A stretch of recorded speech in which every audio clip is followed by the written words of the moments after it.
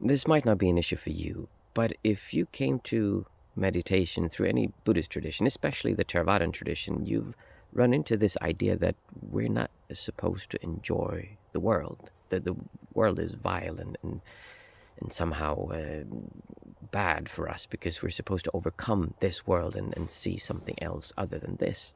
Whereas if you contrast that to some other centers, especially the one that I spent a lot of time in, which is Plum Village in France, then they focus a lot on experiencing joy and actually enjoying being alive, being out in nature and seeing things that are beautiful. And since I traveled between these two different worlds, I have a different perspective than many people, and I actually had a discussion with someone just the other week where they were quite adamantly saying that no, that is wrong. In meditation, you're supposed to have a bland environment. There's not supposed to be anything you can enjoy, and you should only focus on letting go of this world and just see the joy within. And I strongly disagree with that. To give a bit of background, in the centers that I went to in Asia, there were strict Vipassana centers. They would have a schedule that would usually start anywhere from 3:30 to 5 o'clock in the morning. You wake up, you go to the meditation hall, you'd have chanting for half an hour, then you'd sit an hour, you'd walk an hour, sit an hour, and then there was a gong, and you went, you had your breakfast for an hour and a half, you had a pause, and then you sat an hour, you walked an hour, then sat an hour, and then it was lunch. After that, during all this time, you're not allowed to talk to anyone, you're not supposed to have eye contact, you're not supposed to engage with the world, just meditate. So you have your lunch at 11, and I think the break would be 1.5 hours again, maybe 2 hours, and that's your time to shower and brush your teeth and clean yourself up. And then it came afternoon, and you would sit an hour, walk an hour, sit an hour, walk an hour, and sit an hour, and then it would be evening, no dinner, because we're not supposed to be controlled by our craving for food, but instead we just drink a cup of tea. And after that, we'd sit an hour, walk an hour, sit an hour, and then it would be 9 o'clock or 8 o'clock some places. And we'd do some chanting, and after the chanting, in the really strict centers, if you were serious, you'd go and sit for another hour. And then you'd start all over again the day after at 3:30. So basically we're eliminating all kinds of stimuli to the mind from our surroundings. We don't interact with other people, we don't interact with the world around us, we just focus inwards, which is the classical Theravadan way of viewing Buddhism. Viewing meditation. Whereas when I came to Plum Village, which is a center that is more towards the Mahayana school, I think it's a Zen tradition, I'm not completely sure, I have to check that up actually, but they basically would wake up in the morning and they'd sit for 15 minutes, and then there'd be chanting and they'd be ringing these bells, and then you walk out and you're supposed to enjoy nature, you look around, you become aware of your environments. I think they had minimal talking, but it wasn't that talking wasn't allowed. Then you'd have breakfast and you eat slowly and really enjoy your food. You'd feel gratitude for the people who brought the food to you, and then you'd clean your dishes and enjoy cleaning the dishes. And then you did your chores. You would actually do work where you would either do gardenery, or you'd clean up in the kitchen, or make food for lunch, or you'd have some kind of chore that you would do. And you'd interact with other people. And then after lunch, you'd rest and you'd take just your time to enjoy being there. And maybe there'd be what's called a sharing circle. You'd sit in a circle and you'd actually talk to other people and share your deep inner emotions of things that weren't or were going the way you wanted them to go. This is such an incredible contrast to the centers I was at in Asia. And then in the afternoon, you'd walk around and you'd sit out. They'd have long walks. Instead of meditations, they'd go for long walks, an hour or two, and you'd go somewhere and you'd sit and you have a picnic, and it's all about enjoying other people. They had a lot of things where they would try to feel your ancestors and feel something that wasn't there, which is something that I personally disagree with, but it's something that was more towards the therapy form to heal old wounds. And then you'd have dinner and you'd enjoy your dinner, and then you clean up and you'd be kind to everyone, and you focus on being basically kind to other living beings. And then you went to bed after you'd clean up and done your chores. Or maybe you'd sit out and sing a little bit and sing songs for the guitar. So the two centers seem completely different and focus on completely different things, and they are. And whenever I came to one of them, if I was in Plum Village, they would say, well, guys, you're crazy when you sit that much. It's selfish and it can be harmful to you, which is true in certain ways. You can actually become a bit crazy when you meditate that much. And then they were completely against that. Whereas when I went to the other side, and other side to the Theravadan schools in Asia, they would say that, well, obviously they're not serious. It's good that they focus on helping other people, but this is just Nah, that's not meditation. So it's easy to be confused when you come into this from someone who might not be a Buddhist or who not prescribed to a certain school. They seem to do different things. And I wanted to share how when I went to the Theravadan schools, I really appreciated limiting the stimuli to my senses. And I think the first year and a half, or maybe even 2 years, this is the only way that I practiced. I focused completely on limiting the stimuli to my mind and just going inwards and observing what was happening.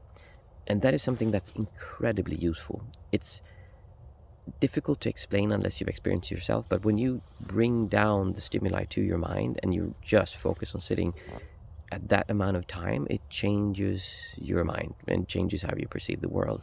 You become incredibly sharp at observing things coming up inside of you.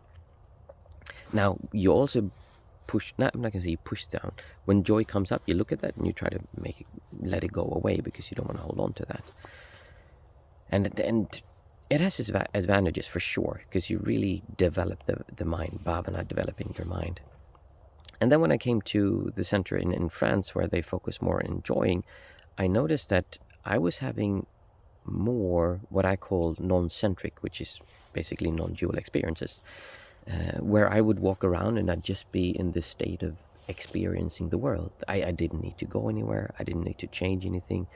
The world around me was just beautiful as it is. Especially trees would be a marker when I would look at the bark of a tree, and I could really enjoy seeing the texture and then the different shapes of the bark on the trees and cracks and how branches stack out. It's just mesmerizing when you're in a state of non-centricness and not experiencing that there's anyone here.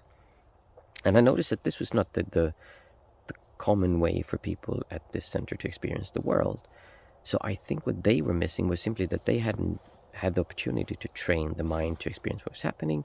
And then when they wanted to enjoy the world, they just did that as everyone else, because they hadn't went deeper inside of them and actually developed their mind to do that.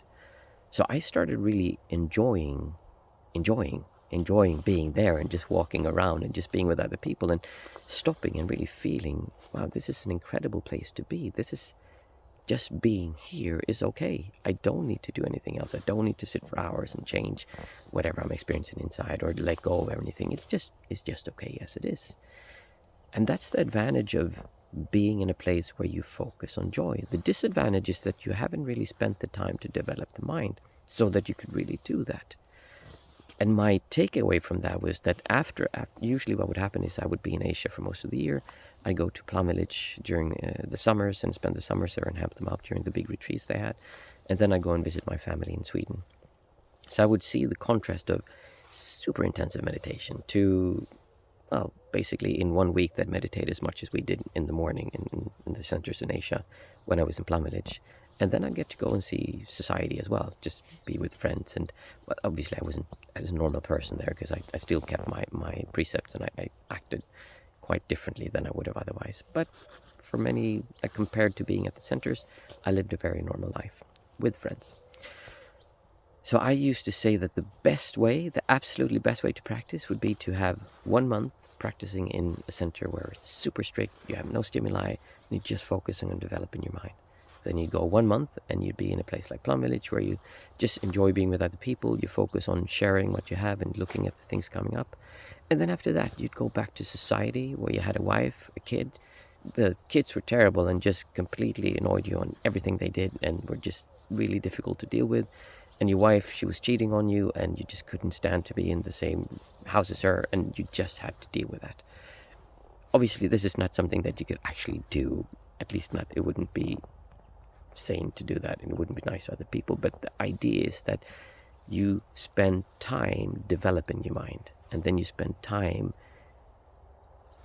being interactive with the world, but in a controlled environment. And then you actually go into the world because you need to go into the world and challenge what you have inside. I saw so many people who were in this strict school who were able to control their minds in this environment. But as soon as there was something that came that didn't agree with them, they would become very hard and push that away.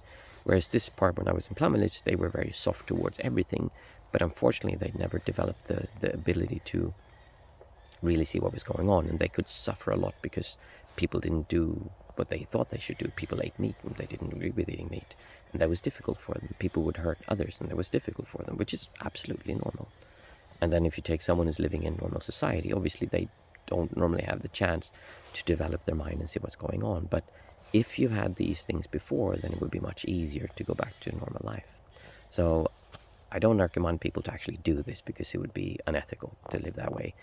But the idea of seeing practice, the benefit of practicing in different ways can be very useful.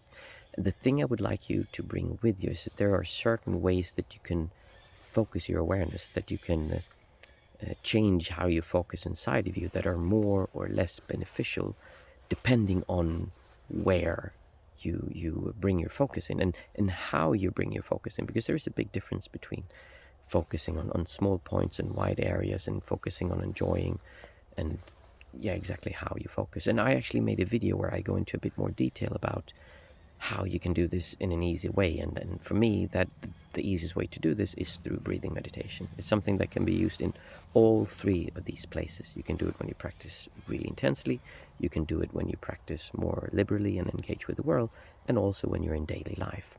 But there are some nuances to the way of practicing that I do that is different from many others, and you can watch that video here if you want to learn more about that.